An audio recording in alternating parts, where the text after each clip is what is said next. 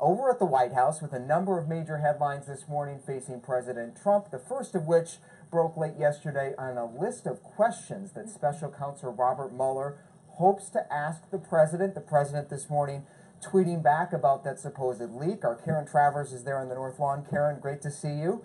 49 questions. The president has got a long list to face and consider there. Where do these questions come from and what's he saying about them? Yeah, good morning, Devin. This was a list obtained by the New York Times of about 4 dozen questions that Robert Mueller wants to ask President Trump as part of this Russia probe. And sources confirmed to us that that list is authentic. And it was developed during these ongoing negotiations between the Mueller team and the president's lawyers. The president tweeting this morning that it was disgraceful that these questions were leaked to the media.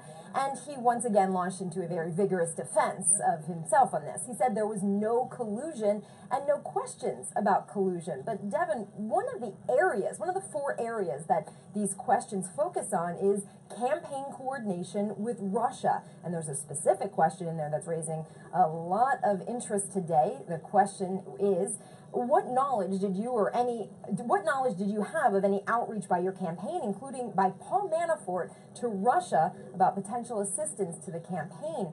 And Devin, legal experts are looking at that and saying Robert Mueller might have a lot of information to lead to a question like that. And of course, now the question is the president going to actually go through with this sit down? Devin, we know he has said many times he wants to talk to Mueller 100%. He'd do it under oath. He's backtracked sometimes. But where things stand now is that, yes, he does.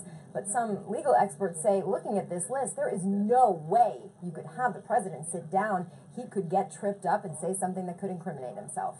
Yeah, Karen, a lot of these questions pretty open-ended. You can see how the president would be challenged to answer them, knowing what Robert Mueller knows. And in fact, and you've been doing some reporting on this, the whole fact that this list was leaked, likely from the president's team, may have been a move on their part to convince him not to do this.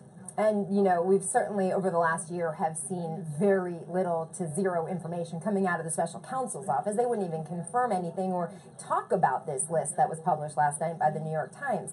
But we have certainly seen debates among the president's lawyers about what the president should or should not do when it comes to an interview with Robert Mueller. Of course, just a couple weeks ago, the president's lead attorney, John Dowd, resigned. And sources told us that that was in large part because he felt the president was not listening to his advice. So if you take the president's public statements that he wants to sit down with Mueller, and then sources saying that one of his lawyers quit because the president wasn't listening to them, certainly you get the impression then that the president's lawyers are saying, put the brakes on this, you cannot go forward. All right, we'll see if that materializes. We know those negotiations for an interview are still underway. Meanwhile, another big interview, headline rather, this morning involving Chief of Staff John.